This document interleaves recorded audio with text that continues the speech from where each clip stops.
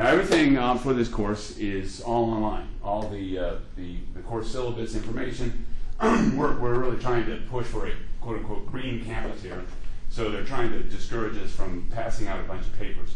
So everything you need to know about the class, you have to get on Desire to Learn, and everything you need, all the information you need will be there. So how do you get there? Well, if you scroll down to the bottom of the Northeast 8 webpage and click in Log into Online Courses, you should come to a page that says, hopefully it's working. Here it is. And we want the Northeast State Internet courses. So you click on that. And your page will look a bit different than mine because you'll just have your courses on it.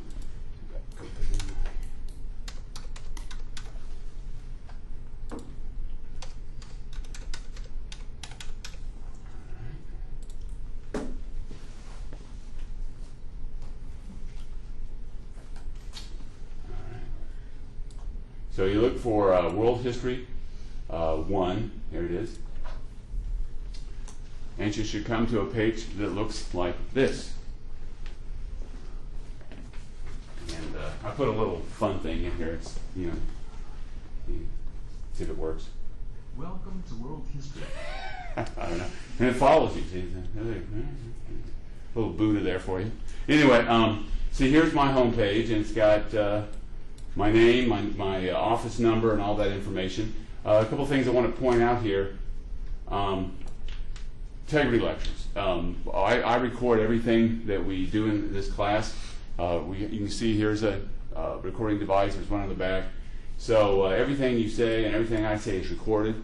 And so let's say you miss a day or you're sick or something like that, you can go to Integrity Lectures.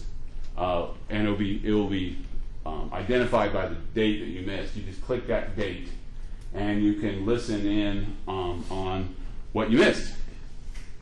So that's just something that for your convenience. Also, you can use Integrity Lectures as a way to kind of study for exams. So if you're taking your notes and you're studying for an exam, and let's say your notes are pretty weak on one particular topic, you can go to the Integrity Lectures, go the day that we covered that topic in class, listen to the lecture, or listen to part of the lecture where you need some extra notes and take care of it in that way. Also on this page, a couple things I want to point out. The course calendar. The course calendar you can check has all the due dates for all the assignments and the due dates of the exams, when we're going to have exams. You can also email me. You can email me using D2L. I prefer if you had any questions or you needed to contact me about something that, if possible, you use a D2L email to do so. Of course, you can always email me with the other email. That's fine as well. But I prefer just to go ahead and contact me through D2L. Also, a couple other things. The Dropbox. That's where you're going to post your assignments for this class. Pretty easy to do. How many people have used D2L before? Okay, so this, for most of you, this ought to be pretty familiar. So you got the Dropbox and then the content. And let's go to content. Okay. All right, let's make it look. Now yours might look a little different than yours. Mine might look different than yours because I'm the teacher, so I have a little different viewing system. But a couple things I want to point out on this page, on the content page. Here's the if you need to contact me, you can always look it up here in the contact information. The course syllabus, that's the full-on, has the course objectives, has the textbook information. Everybody should read that. One of your first big assignments in this course before our next class meeting is to get on the D2L and read the course syllabus from start to finish. You need to be thoroughly familiar with this content. All right, it's a contract. It's like, when you buy a car and you agree to pay for a car, you get a loan, you have to sign a contract. You always are supposed to read all the fine print. Well, for the course syllabus, you need to read all the fine print and make sure that you understand it. So read the course syllabus. Also, the daily syllabus is important because it has the topics that we're going to cover in class for the whole semester, and it has the reading assignments. So You should always have the reading assignment done, preferably before you come to class. Now, there's no penalty if you don't, but if you have done the reading assignment for the day before you come to class, it'll be a lot easier to take notes, because when I'm spouting off about the Etruscans or the Sumerians or some other ancient people, if you've done the reading for that day, you'll be like, oh yeah, I read about that, and it won't be so strange and unfamiliar. So it'll help you take notes. So I really strongly urge that you go to the daily syllabus, read the daily syllabus, and before you come to class, have that reading assignment done. All right. Also, we also have, if you want like a summary of the syllabus, kind of lays out for you everything that we do in this course, all your major responsibilities. The course addendum kind of is a summary of all that. I'm going to go over a lot of these documents briefly with you. I'm not going to read them to you because you're smarter than that, but I'm going to kind of briefly go over them. And then you also have information about the exams and assignments. And another thing I have for y'all, if you want to choose to use them, is that these PowerPoint slides, I have them for all the information in this class. Some students have said this is helpful for them. If you print out the PowerPoints before you come to class and bring them to class, you can kind of use them as notes, because it kind of helps you structure the lectures, so that when I'm lecturing, if you have the PowerPoint slides in front of you, you can kind of write and use them to help you take notes. So, I mean, you don't have to do that, but I've had students tell me that has been helpful for them. Now, the slides I'm going to use in class might be a little bit different than the PowerPoint slides here, but they'll be basically the same. But those are for your convenience. If you want to download them and use them to take notes, that's your call. You can do that if you want. All right. So, if you guys have any questions about anything we've covered so far in the class? Okay. All right. Now in this class, if you have any questions about anything, you just let me know. Just raise your hand. I'll be glad to answer any of your questions. I really want to know that. A lot of people think, for some reason, I've had people tell me that they don't want to disturb me when I'm lecturing, so they don't say anything. So they keep their mouth shut. And then I get student evaluations that say, "Oh, Mr. Toy never allows for questions." I'm like, do I look mean or something? I don't know. But I actually welcome questions. So if you have any questions or anything you want to say, as long as it's relevant, just don't hesitate to raise your hand. I promise I will not throw something at you or spit at you or say mean things about you. I promise. You know, I can't guarantee, because I'm kind of unpredictable and kind of crazy, but I'll try my best not to be mean if you ask a question. So I really want to strongly encourage that during the course of our lecture. So if you have any questions, just raise your hand. Let me know. All right, so let's look at what I want to do now is kind of look at some of these things. Let's look at the syllabus here first.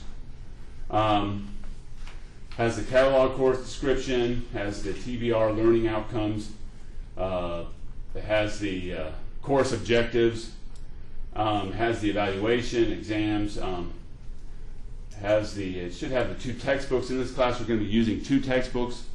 One will be used as your main textbook for information. That would be the History of Civilization, Past and Present.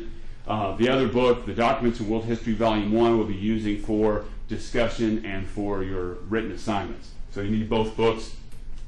This is the thing, for the Civilization, Past and Present, if you can find a used one, I don't know why they're not selling used ones in the bookstore, but if you can find a used one, as long as it's the 12th edition, you're gold. So there should be some around there out there. Maybe you can check eBay or Amazon or something like that to find that 12th edition, because they're not selling any old, I don't know why they're not selling any used ones in the bookstore, but they are, I think, $70 for a new one. So if you can find a older one, a 12th edition that's used, it has like a reddish orange cover. Civilization Past and Present. So if you see that anywhere, it's the same book. It's the same edition. So if you find that, that'll be fine. Question? 11th edition won't work with it. Well, if you have an 11th edition, the page numbers will be different. But if you want to get with me sometime, and I'll be glad to help you out, just make sure you're on the same page with the chapters. Okay. The chapters are pretty much the same. It's just the page numbers might be a little off. But just come and talk to me. That'd be fine. That's true of any of you. If you guys get an 11th edition of the same book, there's not a lot of big differences between the 11th and 12th edition. There's some different pictures and different maps and so forth. So if you just want to just bring a copy to me, I can show you where you need to read. I'll be glad to do that for you. Anything to save you a little money, or a lot of money. Depends. All right. So that's the course syllabus. Just to give you the daily syllabus here. For some reason, when I printed the daily syllabus, when I turned it into an HTML file, some of the page numbers got a little crazy. But here you can see you have like today's introduction. You don't have any reading assignment, but for our next meeting, you see you need to have all this read, all these page numbers read in the book. And if you have those read before you come to class, it will benefit you. If you don't have them read, that's not the end of the world, but it's a good thing to get it done. All right, let's look at the course addendum real quick. Course addendum's nice. Come on. Takes a little while to load up here. Here we go. Course addendum nice is because what it does is it lays out for you all the major coursework, everything you're going to be graded on, and how much they count toward your total grade. So let's look at this class real fast. You can see that in this class we have 3 exams, each worth 20% of your grade. So all in all 3 exams count for 60% of your grade in this class. And I'll be going over the exams in a bit.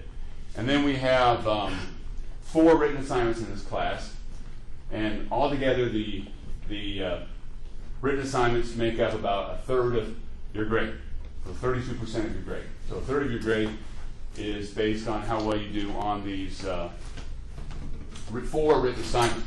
I'll talk about those in a bit. And then we'll also be using a discussion. Now all the discussions we're going to be doing in this class will be online, and it'll be based on readings in documents and world history. And it's not a big part of your grade, but for reasons you'll see, it's something worth doing because it can really improve your score. And then this is something new I'm doing this year. If you've taken my class before, this won't be familiar to you, but it's called collaborative learning. Again, it's only 4% of your grade, but it's a really easy way to get points.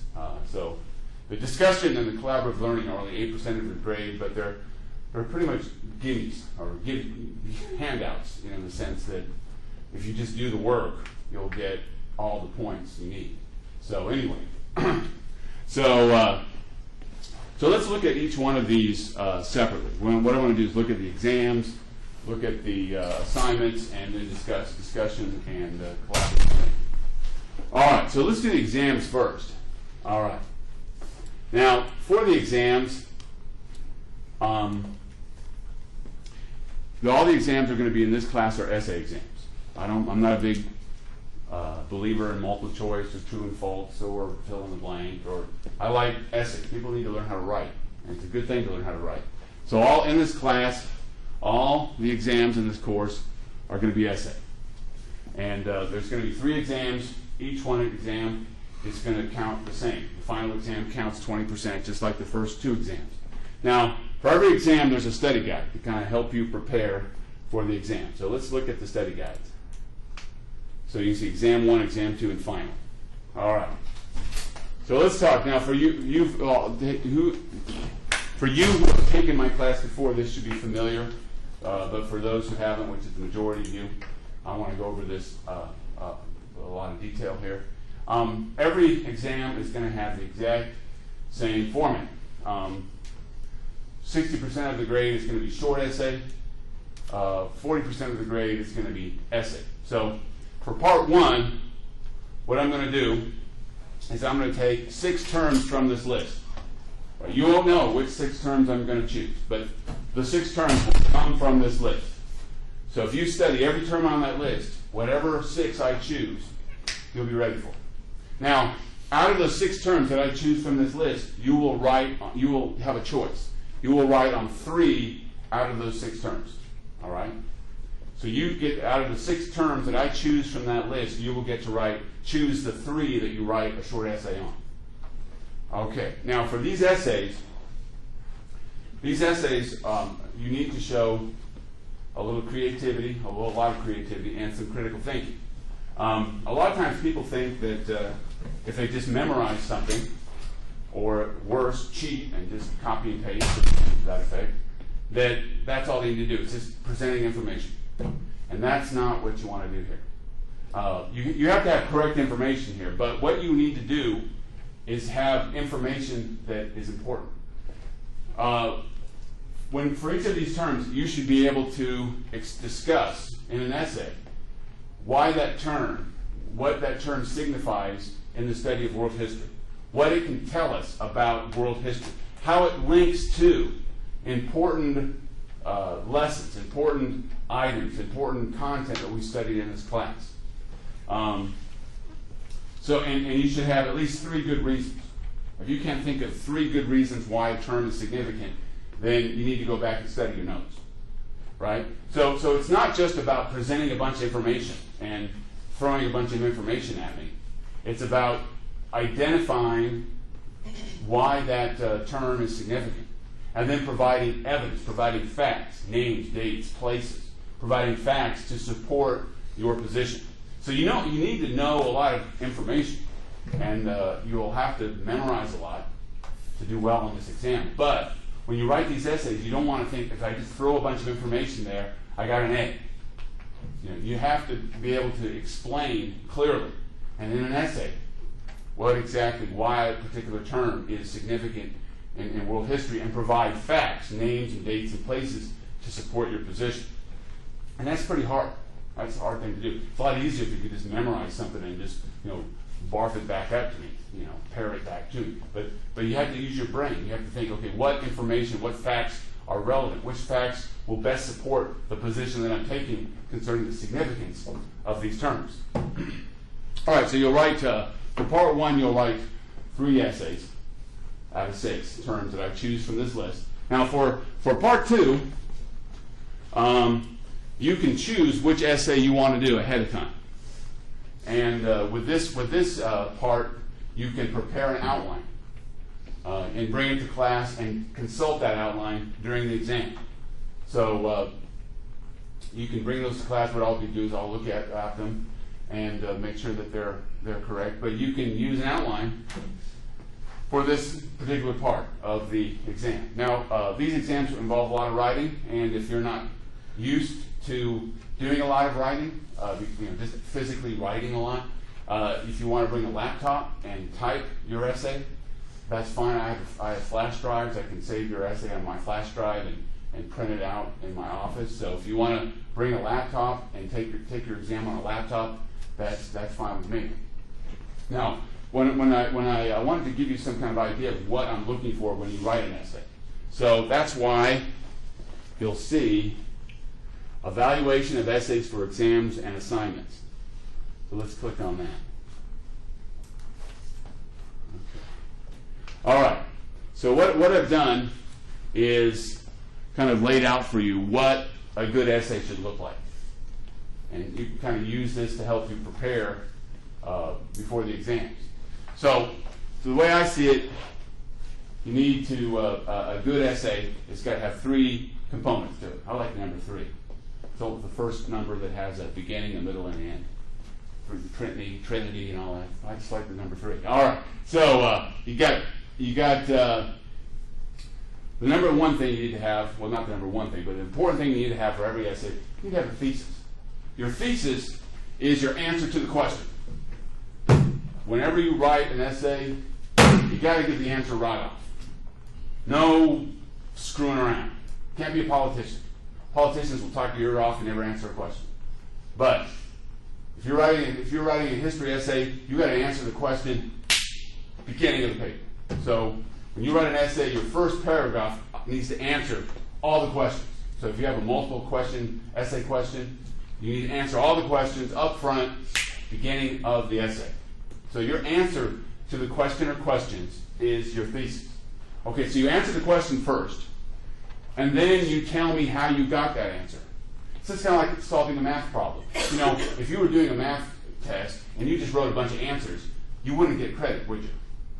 It doesn't work that way. Don't you have to show how you got your answer? Don't you have to show your work when you take a math test? Well, it's the same thing in history. You got to show your work. And the way you show your work is after you write your thesis, you have arguments to support your thesis. You have to have reasons why your answer is the best answer to the question that's being asked. So you need to have arguments. That's what arguments are. And like I said, you should. If you can't think of 3 reasons why your answer is right, then maybe you don't have the right answer. See what I'm saying? So you always need to have arguments to support your answer. So you have arguments to support your thesis. Now, arguments aren't worth diddly squat if they're not backed by facts. You got to have your facts. That's where you get. That's where the memorization comes in. You got to know your what, your when, your why, all those questions. You got to know names, people's names. You got to know dates.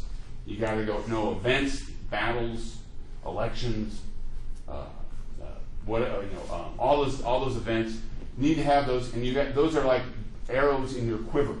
Those are your weapons. You got to think of your evidence as this is how you're going to support your arguments. So if you have a reason for supporting a thesis, but you don't have evidence or facts to back up your argument, it's not a good argument. You have to have the facts at your disposal to make a good, strong argument. So that's what I'm looking for in an essay.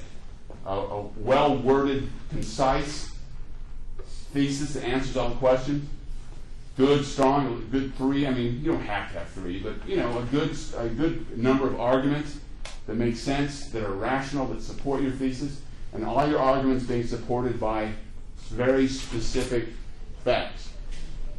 So you need to have good, specific facts, and that means that, like when you're doing dates, if you have a specific date and you can list the date, it's better than putting sometime in the 18th century. See what I'm saying? Or if you have a guy's name, it's better to put the guy's name than put that Roman general. Julius Caesar, not some Roman general. See what I'm saying? More specific. 1492 was when Columbus sailed the ocean blue, not some date in the early modern era or late 15th century. See, now it's better to have some kind of date than no date. Now, the one thing that's good to know, when I grade these essays, I never take off points for anything you get wrong. I never take off points for anything you get wrong. So you could write an essay that was full of wrong things, and I wouldn't take off any points.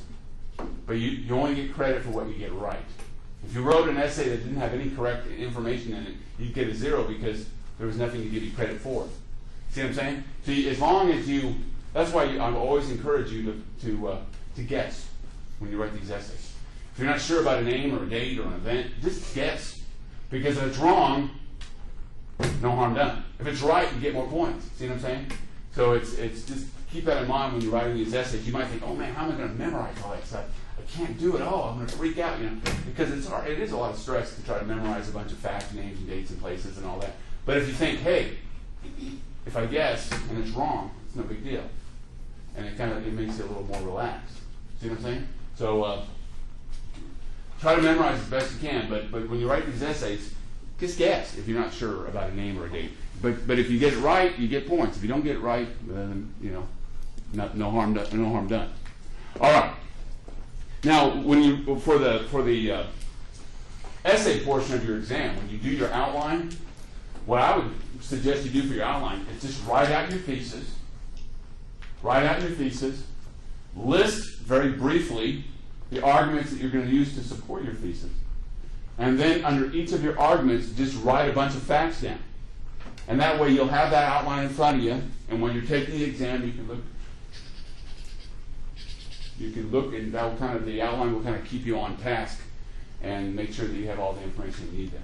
But now when you do an outline, I don't want to see an already completed essay, and I just don't want to see a bunch of notes. If you do that, I'll just ask you to put your outline away. But if you have an outline that includes a thesis, a brief summary of arguments, and a list of facts to support your arguments, you're gold. You're good to go. All right. You guys have any questions about exams? You all right? Everything good? Everything cool? You guys look a little, well, it is 9:30 in the morning. Okay, maybe you guys are still kind of waking up. See, I'm all ready to go because I drank like 10 cups of coffee this morning. I'm ready to rock. All right. All right, so let's get going here. So let's talk about assignments, written assignments. You got 3 exams, you got 4 written assignments. All right, 4 written assignments. If you go to written assignments, here it is. Here's a nice kind of summary of it. This is all online. You can read it. And under written assignments, it's got the 4 assignments that you can find in Documents in World History. Now, when you do these assignments, you're going to be doing them at home. So, but you'll be writing essays. So it's the same principle as exams, but instead of doing it in a classroom and it being timed, you can do it at home on your own time. And so there's going to be 4 assignments, and you're asked to answer essay questions that you can find in the Documents in World History. So, as you can see, for the written assignments, I use the same criteria to grade them as I use to grade your essays for your exams. Now, the one difference is that for these assignments, I will take off points for spelling, punctuation, and grammar. Now, I won't do that for your exams, because I know that under exams or under a stressful situation, you're trying to write as much as you can in a limited amount of time. So I won't take off points on exams for spelling errors, punctuation, and grammar. But with these 4 written assignments, this is work that you have time to do at home, and so you want to make sure that you proofread it before you turn it in. Now, these 4 assignments, I'm asking everybody to put them in the Dropbox, to use the Dropbox to turn them in. All right, so everybody needs to use the Dropbox to turn them in. Now, if anybody wanted to have thought they could just basically go online and answer and maybe find some websites that they could copy and just do a little copy and pasting, we have a tool now that will find you out. So it's called what's it called? Turnitin.com. We're using it now. So everybody's got to use the Dropbox, and it will let me know if you're cheating. So rule of thumb. Rule of thumb here: when you're writing these essays, don't cheat.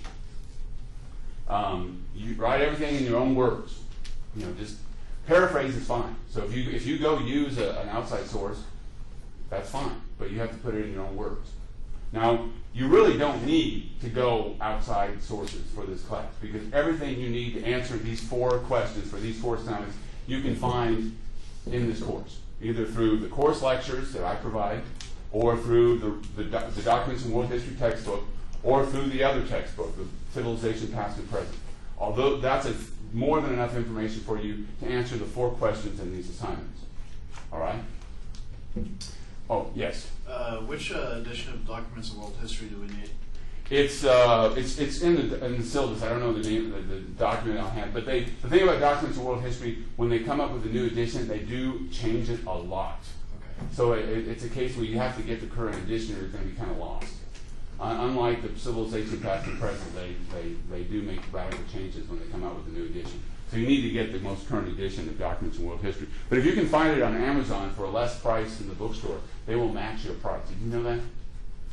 They will match your price. So if you find it for $10 cheaper somewhere else, and you bring that as evidence to the bookstore, they will match that price. So just keep that in mind.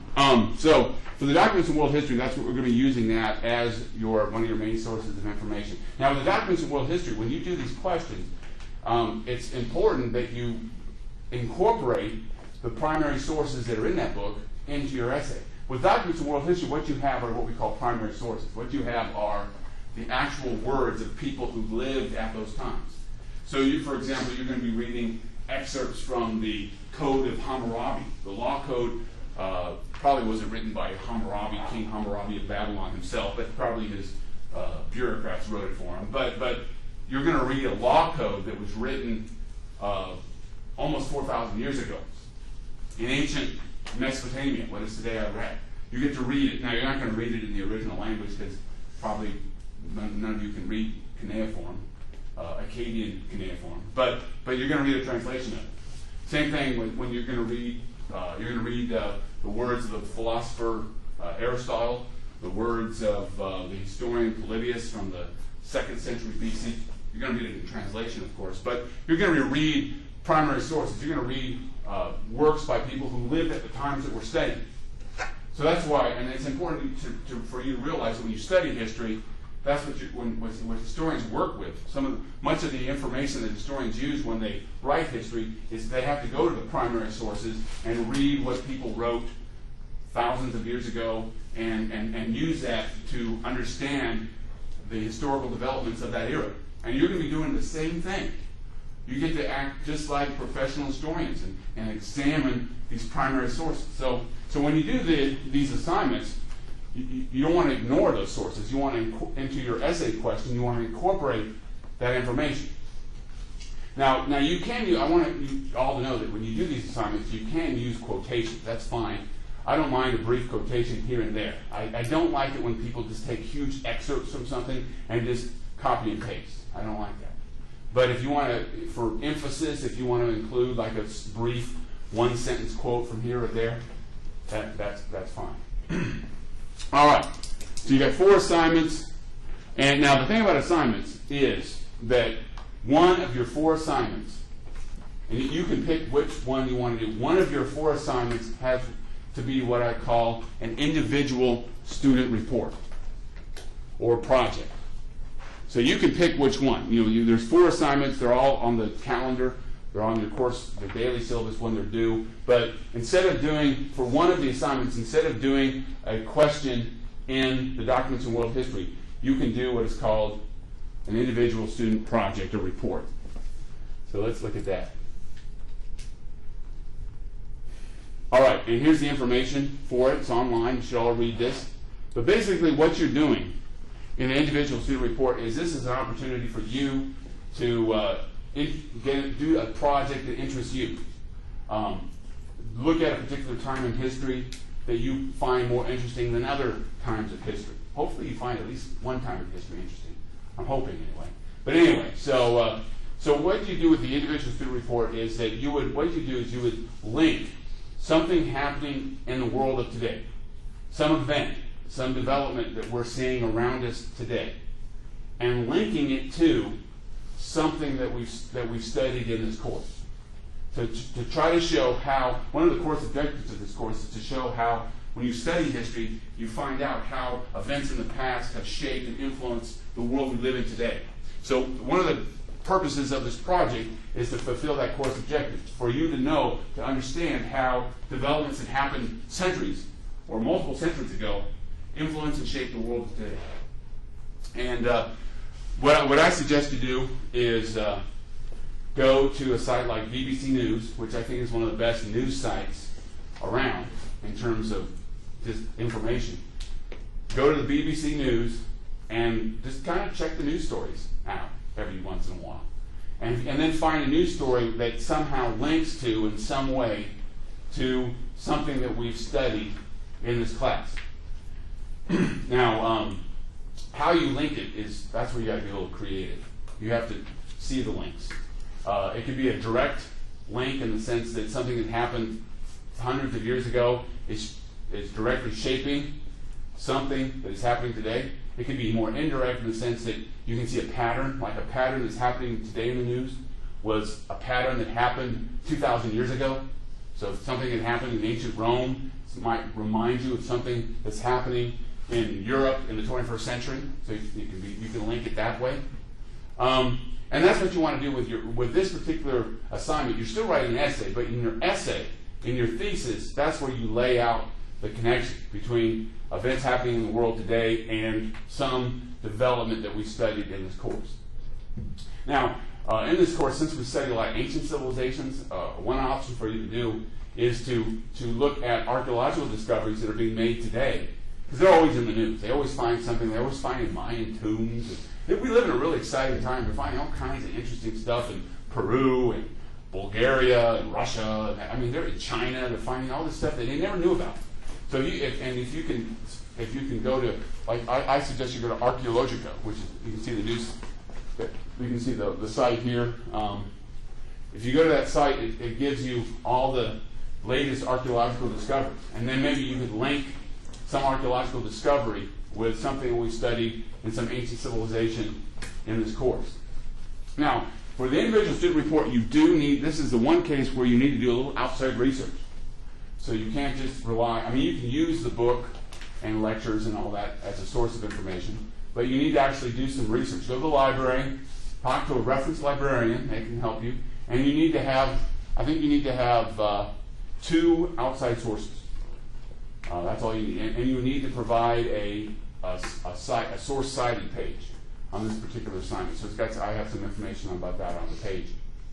But if you get a lot of our articles nowadays are digital, so a digital article is fine. That's I don't want. But the one thing you can't use for this assignment is just random web pages or Wikipedia. You can't just go to somebody's web page, because sometimes these web pages are crazy. I remember this guy, I had a student one time who got on a web page. I don't know if you realize it or not, but it was written by a Nazi sympathizer white supremacist. And it had all this crap about Jews, and he wrote it, he copied and pasted it on a paper. And I don't know if he really believed the crap, or he just said, oh, this looks good on the students, this is information. But, you know, he looked really bad. So, I don't know if he really believed those things or whatever, but you don't want to just go to some random web page, because a lot of times these random web pages are created by people who don't know any more than you know, or know less, or might be crazy. So what I would recommend you do is you can use the internet, but go to the Northeast State Library, and they have databases there. And if you want to get something online, you can find articles from magazines and journals using the online database here at Northeast State. Or you can just check out a book. We have we have a decent library with a lot of historical titles, and maybe you just go check out a book and use that as one of your sources. So anyway, so you need to do a little bit of outside reading for this particular project. All right. You guys have any questions about that? All right. Okay, now, let's go back to course addendum. All right. Now, we are going to have discussion topics, and the discussion topics I'm going to be posting online. So you just go to, if you go up here to discussions, if you go to discussions, that's where I'll be posting discussion questions. And usually I give you about a 2 to 3 week window. I'll post a discussion question, and you'll have 2 to 3 weeks to answer that discussion question. And it's a pass, no pass thing. Like if you answer the question and show by your answer you've done the reading, you basically get the credit. I think it works out that every discussion question is worth like 4 points. So it's not a big part of your grade, but if you do them all, and basically since it's pass, no pass, you get credit or you don't get credit, it's really easy to do it. So and I'm always going to pick discussion topics that will help you on your exam and on your assignment. So if you do the discussion topics, it will help you with the assignments and with the exam, prepare for the exam. So those discussion topics will be posted periodically. I'll probably put one up this week and give you a couple weeks to do it. But all you have to do is go to discussions, read the question that I've posted.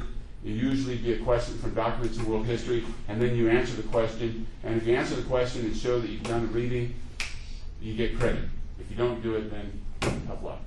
See, that's how that works. But anyway, so one thing what you can do is if you click on grades here, I'm going to keep all your grades posted. I'll try to keep them as current as I can. So if you ever have any questions or concerns about your grade, once I've graded it, it will be up there. You can just click grades and find out whether you get credit for a discussion topic or not. Or you'll have all your grades on assignments and exams there as well. Okay, any question about discussions? All right, now, this is something new, and it's going to be, I had to go to a seminar last year about collaborative learning. And by golly, if I go to a seminar, I'm going to use it. So you guys are going to be in collaborative learning groups. As you can see, since it's something new, I didn't want to make it a big part of your grade. It's only 4% of your grade. But what I'm going to do is I'm going to divide you guys into groups. and this will be your base group. So I'm going to go ahead and do that right now, and you guys can get in your groups. Okay, there's going to be 9 groups, so I want you to count off and remember the number when you count off. All right? 1, 4, 6, 7. okay. 2, 3, 4, 5, 6, 7, 8, 9, 1, 2. 2, 4, 5, 6, 8, 7, 2. 3, 4. I was going to say 12. All right. I want all the ones here. 2s, 3s, 4s, 6, 5, 6, 7, 8, 9. All right.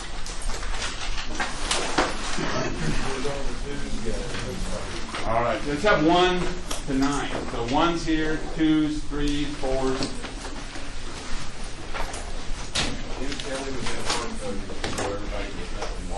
Oh yeah, because you're not using your little chairs, but that's all right. All right.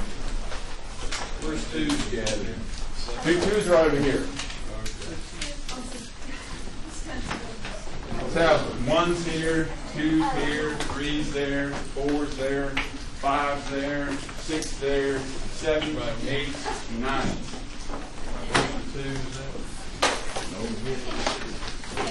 You should have either 3 or 4 people in your group.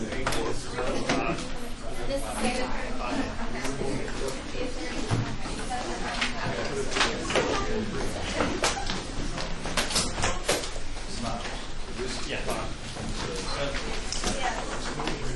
All right. Well, who's my number 1? All right. When you guys make circles, right? All you know is circles. All right. This is your folder. Who wants to be the holder of the sacred folder? Leo will be the holder of the sacred folder. Where's group number 2? Back there. All right. Folder anything like a sacred child? The sacred folder. Yes. If you lose the sacred folder, you'll be shot. The sacred folder must be held in awe. You must worship.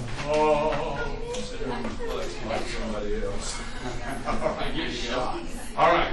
Number 3. Who's number 3? Raise your hand. Get in a circle. Number 3. Get in a circle. You'd like to know where you are. Get in a circle. We got our nice little chairs here. Jim Kelly got one as well. All right. You guys all number 3. Get over there.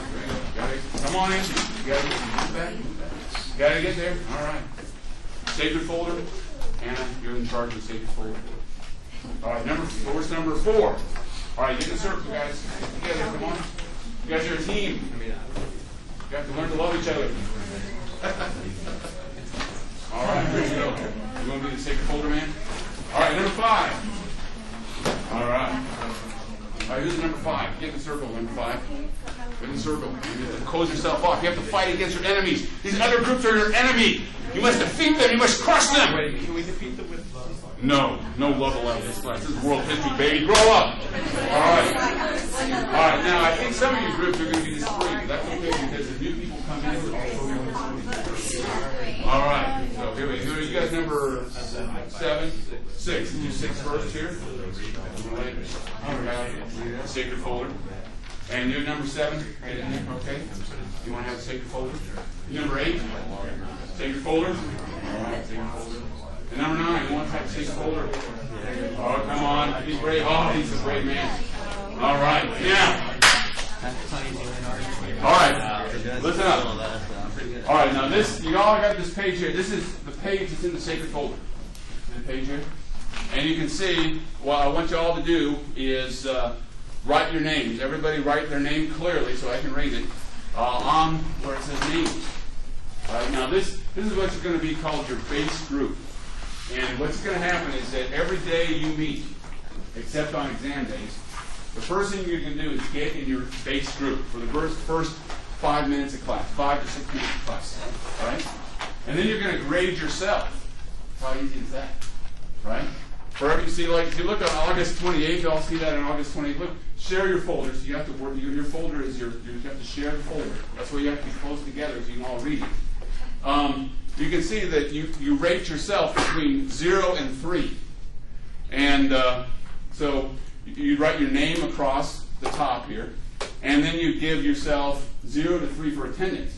Obviously, if you're here, you get a 3, right? Right? That's how that works. If you're like maybe you're here but you're like drugged out or something or drunk, maybe you don't give yourself a 1, you know? Okay, and then reading assignments. If you've done the reading assignment for that class period, you get 3. You give yourself your own grade. If maybe you looked at it and thought about it, you get yourself 1. See how that works?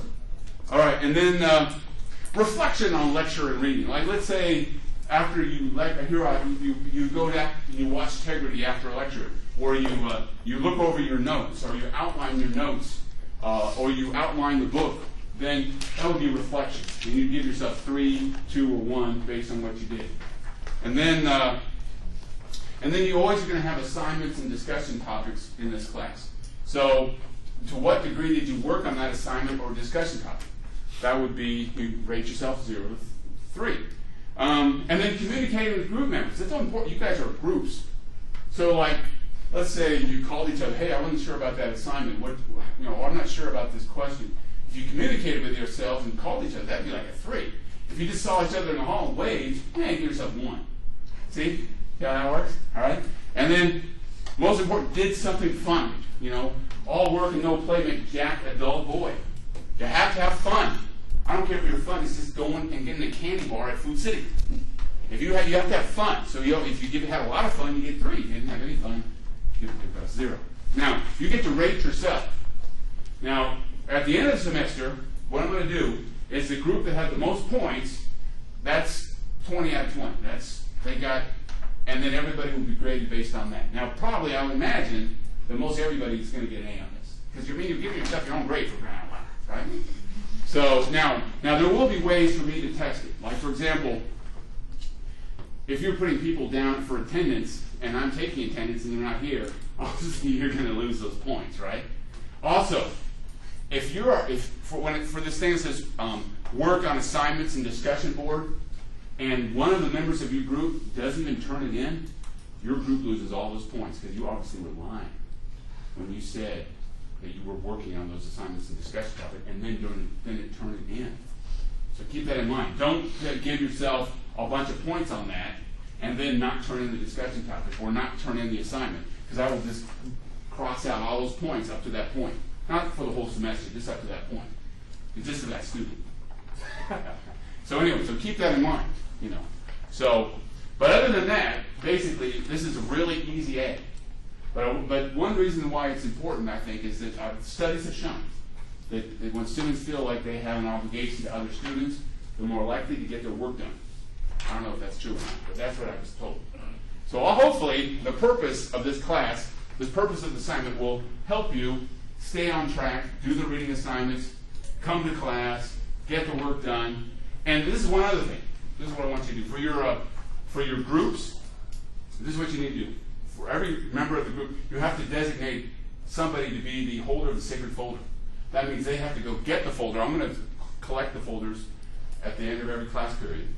You have to come and I'll bring the folders and I'll have them here on the paper. So somebody's got to come and get the sacred folder.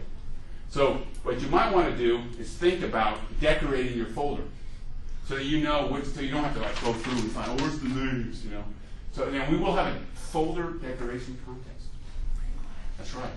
We will have, in about 6 weeks or so, you might want to bring crayons or pens or something like that. You can kind of decorate it over the course of the next couple of semesters. And whoever has, you guys will vote, whoever has the most decorative and original folder will get 5 extra credit points. All right, so that's cool. There you go. So start working on that. Okay, so let me have those folders back. All right, you guys can either move around or stick around or whatever. Do you guys put your names in it? You gave us the folder, now you take it? Yeah, so the sacred folder must not be held in common students' hands for very long. Otherwise, their hands will burn. All right, do you all put your names in it? Now, for you folks who only get 3 in your group, what I'm going to do is I won't count attendance when I do the final grade. See what I'm saying? So you won't be penalized by only having 3 people instead of 4 people in your group. But hopefully, some of the people who weren't here today will show up, and I'll stick them in your groups. Okay? All right. You got your names? All right, so like I said, at the beginning of each class, I'll spread the folders out on this book page right here, and the designated folder getter will come and get the folder and bring it to your group. So at our next meeting, we'll try this for the first time. remember your group, get in your group, and have the designated folder person get the folder, do your little rating system, and then at the end of class or right up, I'll pick them up. Okay? All right. So that's that. All right. Okay. So you guys can hang out in your groups, or you can go wherever you want to go now. But anyway, one last thing I want to talk about is attendance and extra credit. Now, we will have extra credit in this class, a lot of extra credit. If you go to the course syllabus and read the section called extra credit, you can earn up to 50 points of extra credit in this class. And you can do it one or two ways. One way is through community work, volunteer work. And there's information about that on the course syllabus. You can get up to 25 points for doing 10 hours of volunteer work or a community work or for a campus organization. So if you're involved in a campus organization and you do 10 hours of work, if you can document it, you get 25 points. Also, if you visit an historic site, or I'll let you know if there's lectures in the area. If you go to a lecture that has to do with history, and you attend that lecture, you can get 5 points that way as well. Can I tell them about Yeah, go ahead, tell them. September the 6th through 8th, come over to, were you given extra credit for those that attend? If they go attend, they get 5 points, yeah. I'm the chairman or co-chairman of the Battle of Blumpville Committee, which is a subcommittee of the Battle Park of Blumpville Committee that State Representative Shipley has spearheaded. Blumpville is going through a bunch of changes. It's just received official designation in the state of Tennessee as the newest historic battlefield from the Civil War in the state of Tennessee. A lot of people don't know that, so there's going to be a lot of things going on. But as part of the official celebrations this month, September 22nd, they're having a monument breaking and dedication in Blumpville. But we're doing the reenactment and a county fair with all sorts of activities over here right behind the school. Just go down Muddy Creek, right over here next to the walking trail. Go down Muddy Creek to the FedEx depot and hang a left on Holly Road. It starts Friday, school days. Friday evening, most of the reenactors will be there. Saturday morning, 9 a.m., the camps will be open. The battle will start at 2. But it's an all-day fair. There's county fair games, things of that nature for the family. We have the event is at 2 o'clock. The battle itself, you will have a 3-day church revival that will be going on at the event. There will be time period concerts from a Celtic band from Buffalo, New York that will be coming called the Irish Volunteers. They will be playing periodic concerts throughout the event. We'll have bluegrass musicians that will be there. It will be a time period dance that night and a bonfire. And that night on Saturday night, there will be fireworks that will be shot off by the fireworks supermarket up on exit 69. Then Sunday, the event will also take place again. We will be giving out brochures when you walk in, so if he needs something to show that you were there, you can bring that brochure back. If you need it signed or something, you can come flag me down.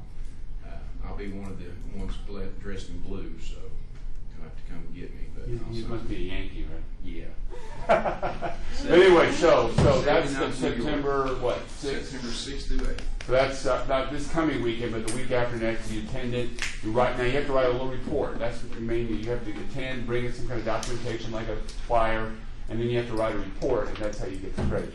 If you do service for like one of the honor societies, does that count? If you are involved in any kind of campus organization that doesn't involve, it is not required by another class, you're going out of your own free will as a volunteer, then yeah, you can, as long as you have an advisor for that organization document that you send me an email or something, you can count that. Yes. What do you mean by historic monument? Like DC? Like what if you went to DC or something? Oh yeah, if you went on a trip to DC like this semester, you could count. If you went to the Smithsonian and the Capitol and the White House, there would be 3 right there. But around here, there's some historic sites. There's in Piney Flats, there's Rocky Mount. It costs money, but there's a student discount. There's the Tipton Haynes Historical Site in Johnson City. There's a presidential library, the Andrew Johnson Library in Greenville. Southwest Virginia has a museum. Sycamore Shoals in Elizabethton has just redid their museum. There's also even Davy Crockett Park You have to, in where is David Crockett Park? Now going toward Tusculum on the 11E, there has a nice little museum about David Crockett.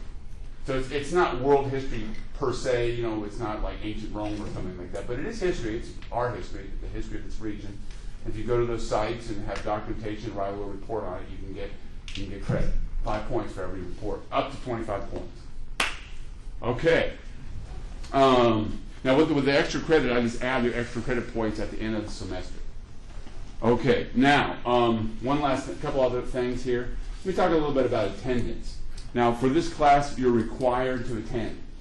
And if you miss 3 or more class periods and you don't have an excuse, your grade will go down 1 full letter grade. So if you deserved a C and you missed 4 class periods, you will go down to a D. So now those are unexcused absences.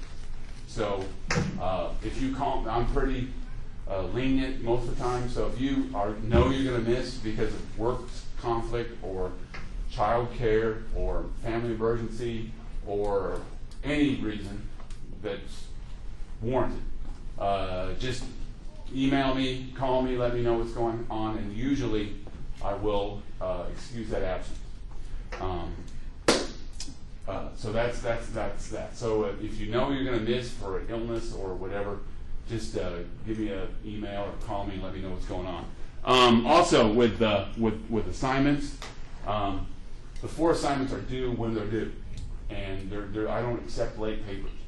Now, if something happens, like again, illness, family emergency, whatever, and you know you're not going to be able to get an assignment done on time, if you just let me know what's going on, email, call, usually I will let you turn it in late. But other than that, there's no late papers accepted. With the exams, if you miss an exam, you have to take a makeup exam. And the makeup exams you have to schedule based on my schedule.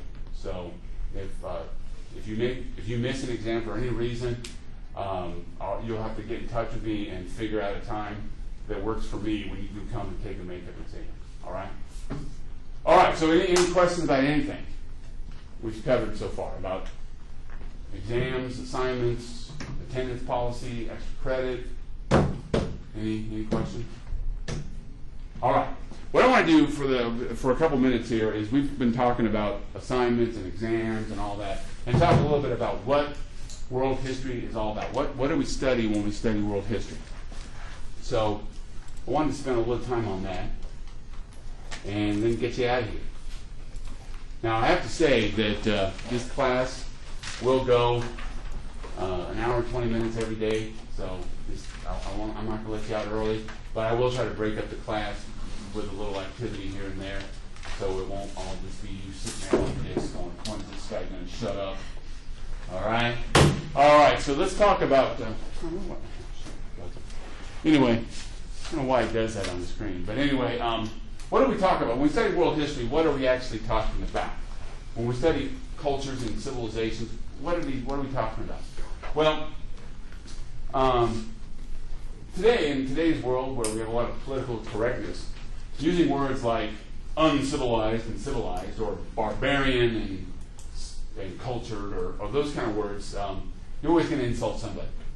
So historians have come up with a way of looking at societies which is as neutral as possible. That doesn't have any kind of positive or negative connotations. And what they came up with is simple and complex. So a simple culture 100 years ago would just be called a barbarous culture or a savage culture. Now they call them simple cultures. And what 100 years ago you'd call a civilization, now they call complex cultures. Now, when you study world history, you're going to be focusing on complex cultures. If you were going to take an anthropology course, you would look at both cultures. You know, anthropologists look at simple and complex cultures.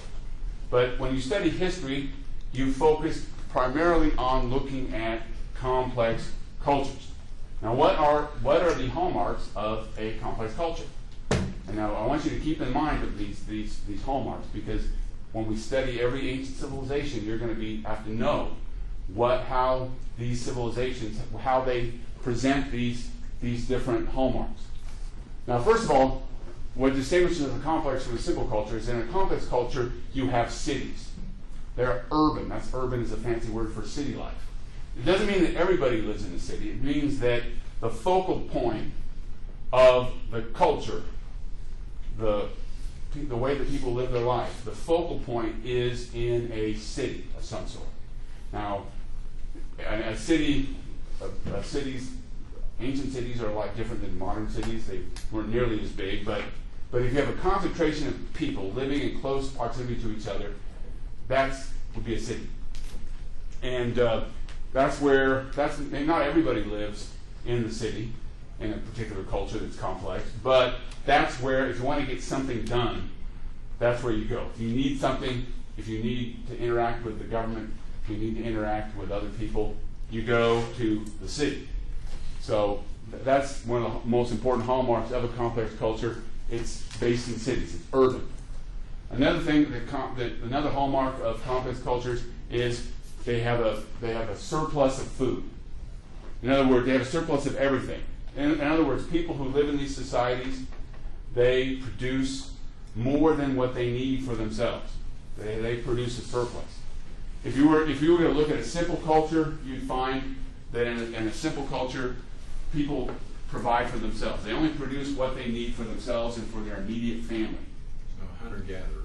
Would be like a hunter-gatherer, or maybe even you can have an agricultural simple culture, but they only grow enough food, or raise enough food, or hunt enough food to feed their family, their kids, maybe even their extended family, and that's it. But in a complex culture, people produce food and goods more than what they need for themselves. Now, another difference. Now, the reason why you need to have a surplus is because surplus fits into what we call specialization. In a complex culture, people specialize in a certain type of activity. That's what they do. That's what they do. Some people are farmers. Some people are herdsmen. Some people are blacksmiths. Some people are jewelers. Some people are government workers. Some people are priests. Everybody has a specialized job that they do. And that's why you need to have the surplus, because if everybody has a specialized job that they do all the time, that means that they have to depend on somebody else to grow the food that they need to feed themselves. You know what I'm saying? So when you have specialization, you also have to have some kind of system of exchange. You have to have a system in place where people can get what they need. They will bring like a marketplace where people come together. The marketplace would be an example of a system of exchange, where people come together and they provide what they produce and they exchange it for things that they need. In a simple culture, you have self-sufficiency. People don't need to exchange as much because everybody produces everything they need for themselves. So they have their own shoes, they produce their own clothing, they produce their own houses, everything they do for themselves. But in a complex culture, you have specialists who will provide that service, and that you have to exchange something for that service. So in a complex culture, a farmer might go to a potter because he needs pots to hold his grain. So he'll go to the potter and say, I'll give you some of my food, you give me a pot, you got a deal, and you have specialization in place. So whenever you have specialization, it also involves some kind of system of exchange so that specialists can get what they need, what they don't produce, from other specialists. Another key ingredient of a complex culture, what we call social stratification. What that means is that in a complex culture, not everybody is equal. And not everybody is equal. Some people perform jobs that are considered to be more important than others. And generally, those jobs that are more important, that those people have more goods. They have bigger homes. They have more food.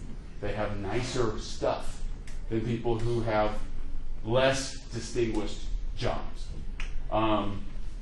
Generally, in most cultures you study, even though this is one of the The ironies of history is that throughout most history of those cultures, farmers are usually low class, even though a society could not function without farmers.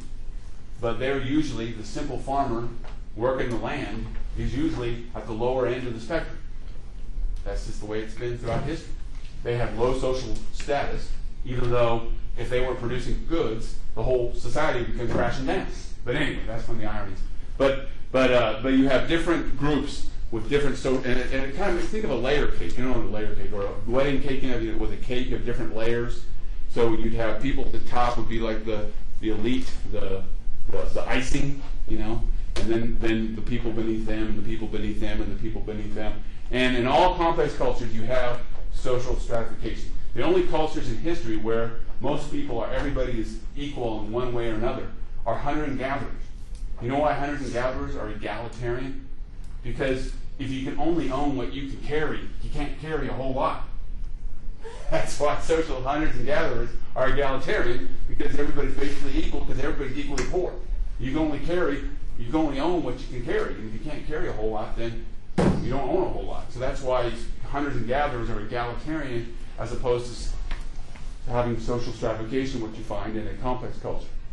And then one last hallmark is, in a simple culture, the family operates as a way of organization. People, the mom, the dad, the kids, the extended family, that's how you keep order in a simple culture. But in a complex culture where you have lots of people living in close proximity to each other, family doesn't cut it by itself. You still have family, of course, but you need to have some kind of organizing principle. And you need to have some kind of formal system of government to keep order.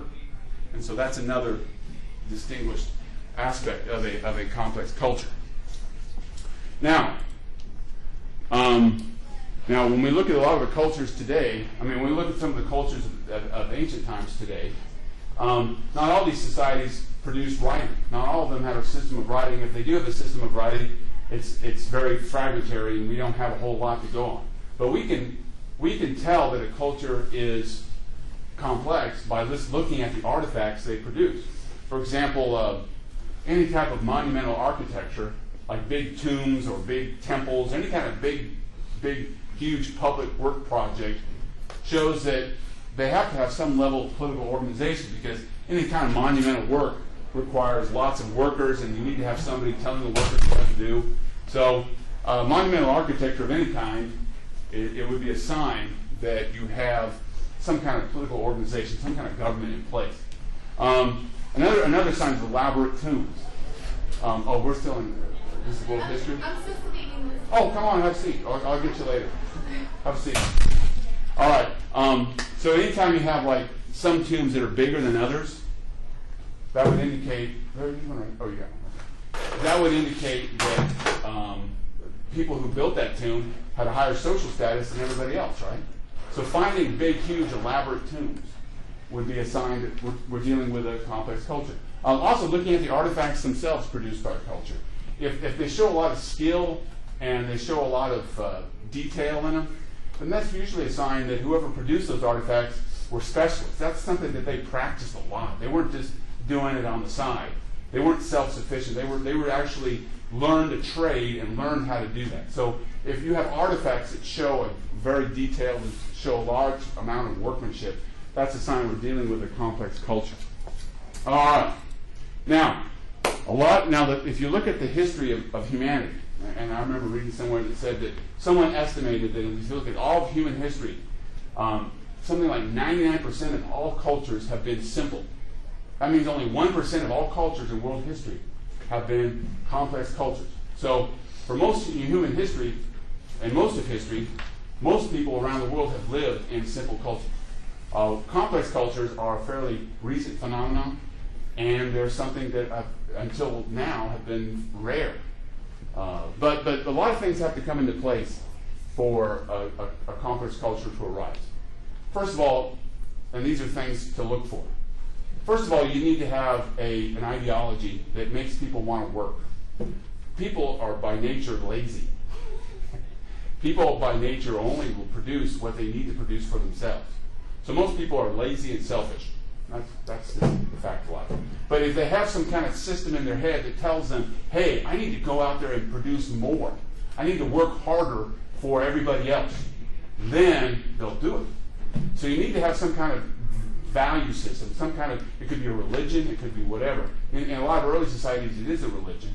In a lot of societies, you have this religion that says, hey, I need to go out there, the gods want me to produce more than I need to produce, so that our priests can do their job, or our God King can do his job. So sometimes you need to have an ideology that makes people want to work harder, produce more than they need to think besides just themselves and to think about the bigger picture. You also need technology. So a lot of times what leads to a complex culture are advances in technology. Like a big deal is agriculture. Learning how to produce food rather than find food was a big deal. So when people made, it's called the Neolithic Revolution, we're going to be studying that next time. But when people began to produce food and learned how to produce crops and to raise animals, raise livestock rather than hunt them, that was a huge, huge deal. And it just transformed people's lives. So technology, well, I don't want you to think of just computer chips. Technology can be a better way to plow a field, or using manure to have better crop yields. That's technology. So technology is a big factor. Another thing is you got to have an environment. In other words, complex cultures arise where you have an area that can support a large population. Remember, a key element of a complex culture is the city. Large numbers of people living in close proximity. So you're not going to have complex cultures rise in Antarctica, right? Where it's too cold. So complex cultures tend to rise where you have an environment that can support a large population. And then finally, another key element that's being recognized as a big factor in the rise of complex culture is what is called peer polity, competition. By that I mean, let's say you have a situation where you have two distinct cultures that live in close proximity to each other. One example we're going to study in class is Egypt and Sumeria. Mesopotamia and Egypt were far enough from each other to develop very distinct civilizations. But they were close enough to each other that they could exchange ideas and compete with one another for resources. And a lot of times what happens when you have the exchange of views between two different cultures, and when you have a situation where two cultures are maybe competing for the same resources, they build on each other. It's like a party. I don't know if you guys go to parties. I know this when I was in college. I would always have parties. I worked at Knott's Berry Farm. And we'd always have a party after work. And I was usually the guy who told everybody where the party was, because I swept up trash and so it was all over the amusement park. And I noticed that whenever we had a party, if it was a dull party, we wouldn't reach critical mass. We always had to get like a certain number of people there at the time. Otherwise the party would be a failure. But if you got a certain number of people there, everything happened, there's exchange and blah, blah, blah, and it was a happening party. It's the same thing with complex cultures. If you have a group of cultures that are interacting with each other, competing, exchanging ideas, for some reason that sparks a lot of other new ideas and things get going, and that's what's something you need to have for a complex culture to arise.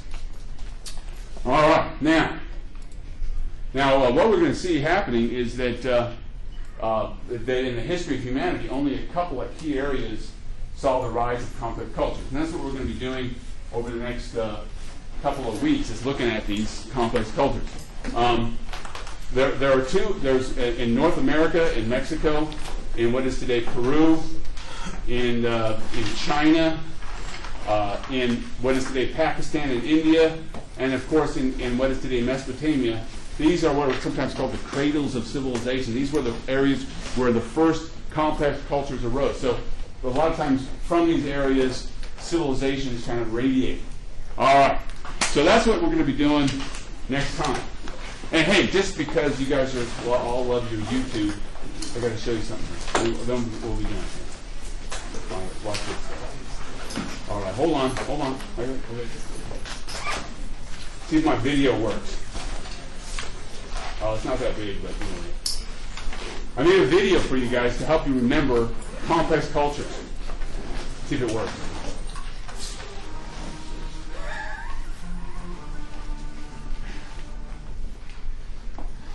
You guys can go. You can look at it when you get home, but it's just kind of a video to kind of help you remember monumental cultures. And, anyway, that'll be a study tool.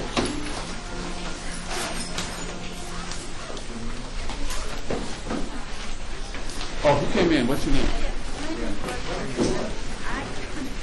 You get stuck in it? Yeah, I was looking on the schedule and like C2, I was gonna mix that in. Okay. And I was just not trying to log on. Oh, okay. All right. Well, we put that in here, and when you come in next time, I'm going to assign you to a group. We have a group, and when you come in next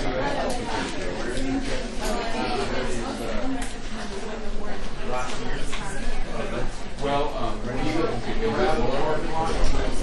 no, we just went over the class, went over the syllabus, we just go to D2L and read the syllabus for the class, and then go through the daily syllabus and read the immediate assignment for Wednesday. And you have any questions, just email me or call me. All right. Yeah, everything will be on D2L, yeah. Yeah, it's a good one. Yeah. Thanks, Dr. Coy. Oh, you're welcome. He starts on page 3. It might be along the same page. It looks like it's very similar. So just go with the pages that are in the if it doesn't match exactly, just let me know. And that is the book we use. Okay. And you're good with that. Yeah, you're good. Question,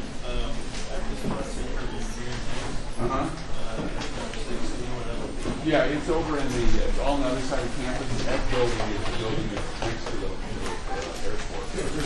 So you just go to this classroom building, and just go all the way down the hall, and you'll go across into the next building, and there's like over walkway. Okay. All right. You're welcome. Yeah. I mean, for extra credit for you. Well, for extra credit, you said you what did somebody do this summer? Kind of. It was, I went on a mission trip and we went to Minor Rivers. Oh, that'd be all right. This summer, right? Yes. Oh, okay, that'd be fine. Yeah, you're right. That's your books. You're good. You're good. If you go to, let me get out of here. She's trying to get her class started here. Oh, that's all right. That's all right.